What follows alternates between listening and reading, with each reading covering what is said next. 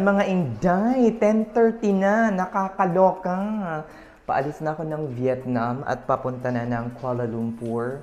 2 o'clock pa naman yung flight ko, so meron pa akong 3.5 hours. Ang total time going to the airport is mga ano lang, mga 40 minutes, 30 minutes lang, lapit lang. So see you there mga Inday, nakakaloka. Na-enjoy ko talaga yung bakasyon ko dito sa Vietnam for only 3 to 5 days. Ay, nag-aantay na lang ako ngayon ng elevator pababa. And nag-book na rin ako ng aking Grab.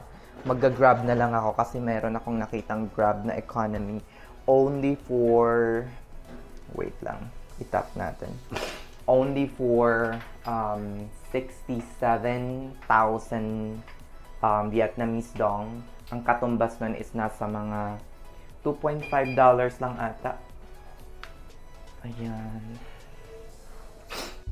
Ayan mga Inday, 10:34 na ngayon and nasa Grab na ako.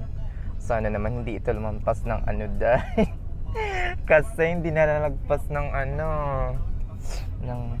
ng 70,000 or 75,000 yung pera ko. At kapag nagkaroon ng ano day, ng pagbabago, ewan ko na lang kung saan ako hanap ng pera day. Nakakaloka. Sakto lang yung dala ko day. Ay.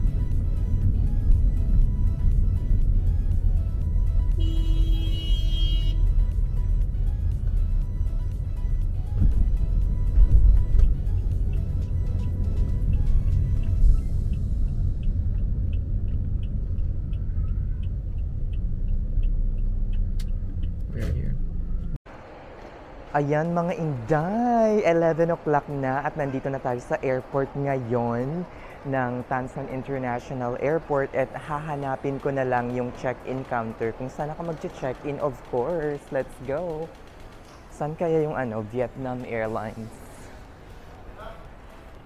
Na natin. Wala ata dito.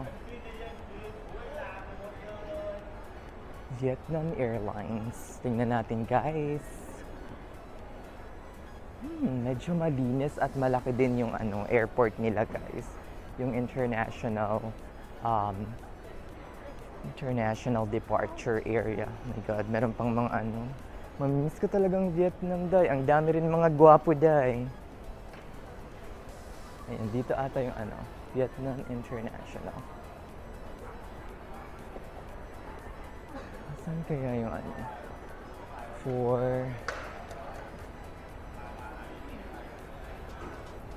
Ayan, mga Inday, nandito na ako sa check-in counters ng Vietnam Airlines and tinatanong lang nila kung how long daw ba ako magsistay sa Malaysia. Ngayon, yung mga maraming tanong is yung mga check-in counter agent na. Yung mga ano, yung mga immigration, di na sila maraming tanong. Siguro, binibigay na nila sa mga check-in counter agent yung trabaho, charis.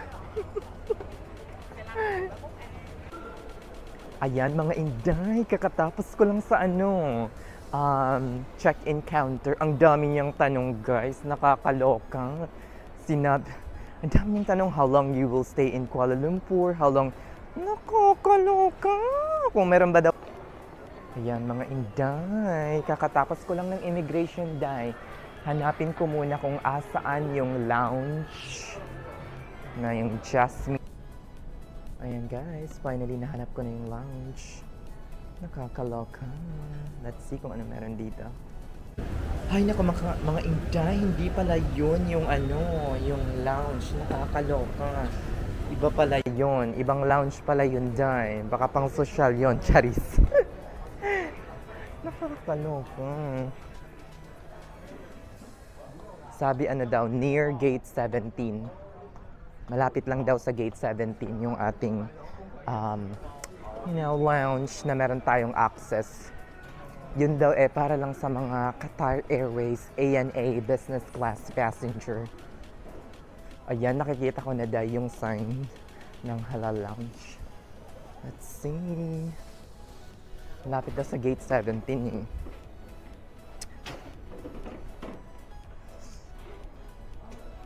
Ang liit lang ng Vietnam Airport or Tan Son International Airport dito sa Ho Minh City. Hindi siya masyadong kalakihan. Ayun, nakikita ko na dahil. Ayun guys. Andito yung signs. Ayan. Jasmine Halal Lounge. Andito na pala dahil. Ito na. Parang hindi naman kabunggahan. Visit. Hello. Ayan guys, nandito na tayo. Guys, nandito na tayo. Ayan mga inday, explore natin ng konti itong Jasmine Halal Lounge. Kung halal ba talaga yung mga food dito, nakakaloka. Yan, hanap muna tayo ng mauupuan mga inday. Bago natin tingnan kung meron, oh my god, ang ganda. Ang maganda dito, maganda yung mga view niya dahil. See, pakita ko sa inyo.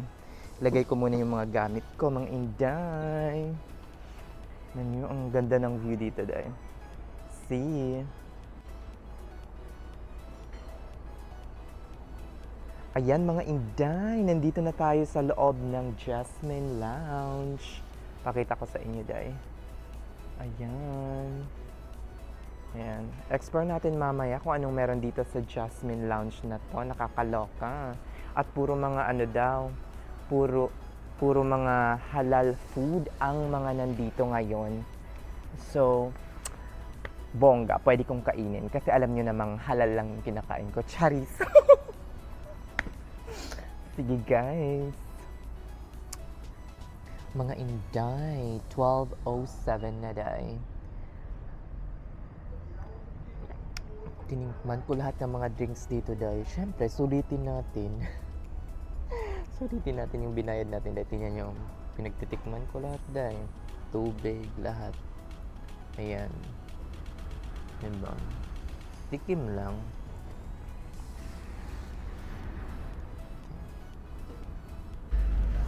Ayan guys, nakakaloka. Palabas na ako ng lounge at nagstay ako siguro dito for more than 1 hours. Okay naman yung stay ko. Thank you. Ayan guys, di pa tayo ng ibang lounge. Ay, nasan kayo yung Apricot Lounge? Na natin. Ayan, hello mga inday. I-try naman natin itong isa pang lounge. Nakakaloka. Ayan. We have the Apricot Business Lounge. Ayan. Take the elevator. Back. Saan yung Apricot? Sa first floor. Ang second floor or third floor is for Vietnam Airlines. So, hindi naman tayo entitled doon. Nakakaloka! Ayan. Apricot Lounge. Kulang yung tao. Ay, nakabas parang mas maganda pa doon. Ayan natin dito.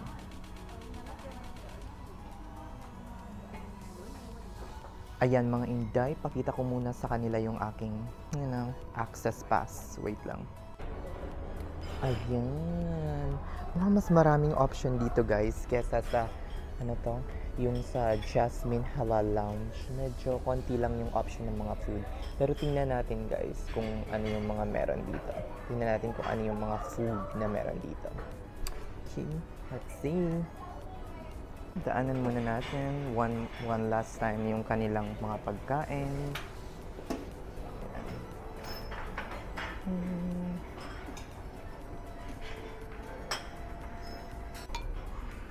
Ayan.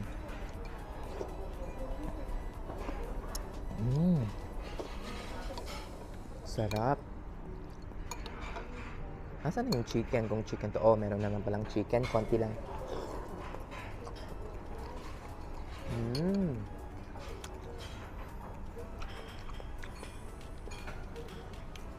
Kumuha din ako guys ng ano, ng parang salted egg ba to? Tingnan natin. Ayan.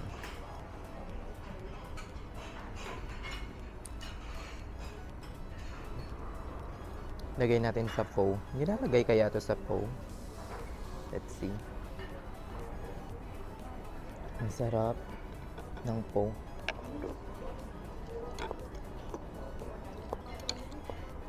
Ano ba yan?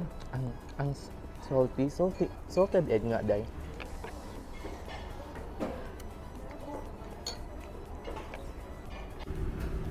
Buti inuna ko yung Jasmine Halal Lounge, day. Kasi kung inuna ko to, baka hindi ako magtatagal dito, day. Diba? Ang sarap dito, day. Relaxing yung vibe, tapos maraming option ng pagkain. As in, nakakaloka. Merong wine dito kasi hindi naman ako uminom ng wine. Natatakot akong malasing, day. Charis. Ayan, kaya nilagay ko na lang yung pineapple juice sa wine glass. Diba? Masyadong matamis. Ayan. Hindi ko rin yan uubusin. Siyempre, ako pa. Ayan mga inday. Pang third round ko na to dahil. Sulitin ang lounge. Nakakaloka. Ayan. Ito yung pang last set of meal ko before ako umalis ng lounge. Diba? Para busog tayo bago tayo sumakay ng eroplano.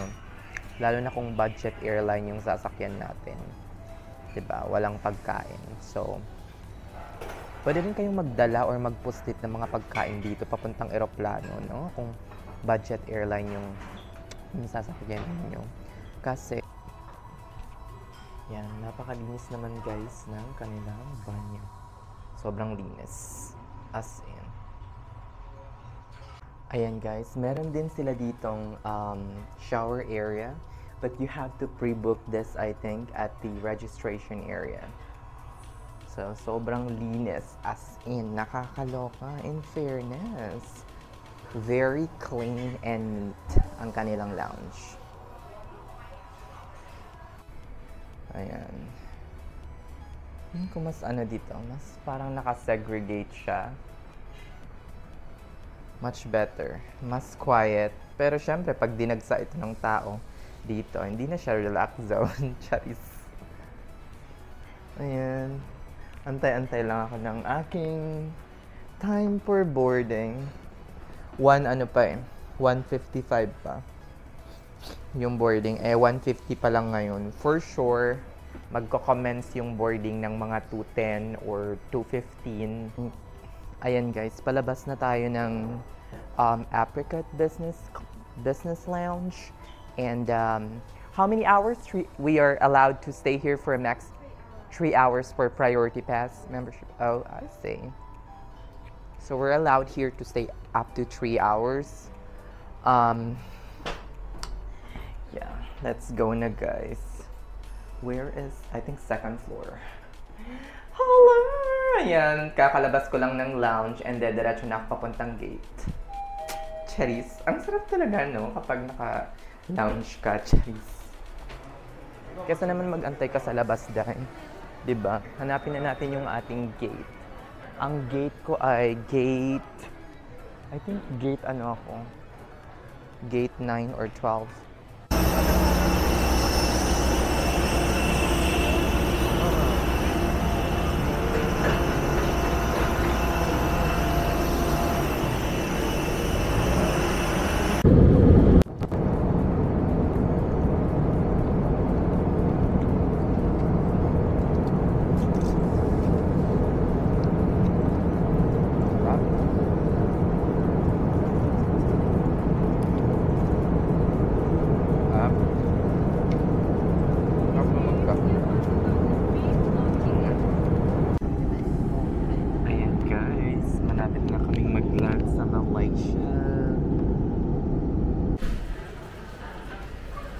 Ayan mga Inday, kakalapag ko lang dito sa Malaysia.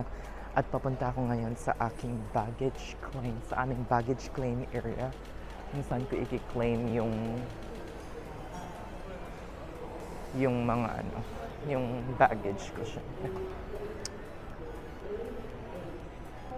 Ayan guys, magtanong lang kayo kapag kaparating nyo lang dito. Haba na ang dami namang dahil arrivals.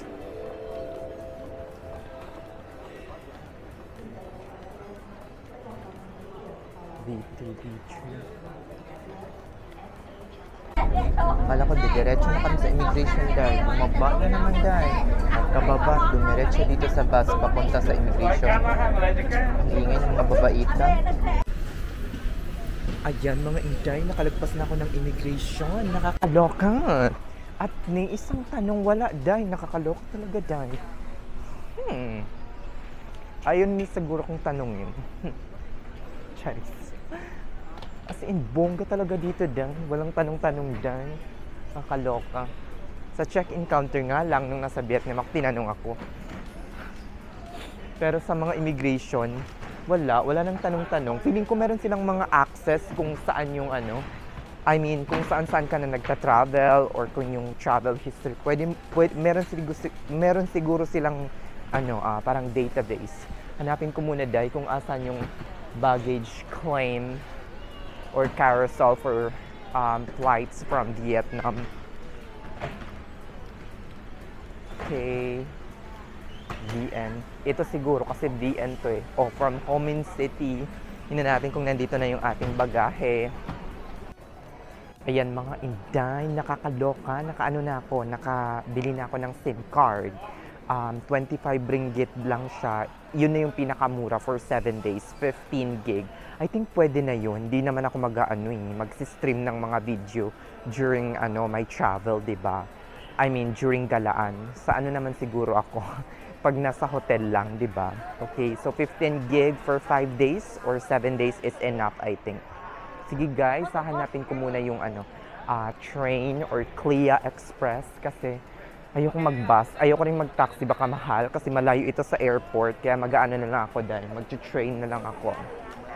Sige guys, malapit na akong malobat, tinitipid ko lang to. Charis. Ayan mga Inday, mag-purchase na tayo ng ticket patungong KL Central. Magkano kaya?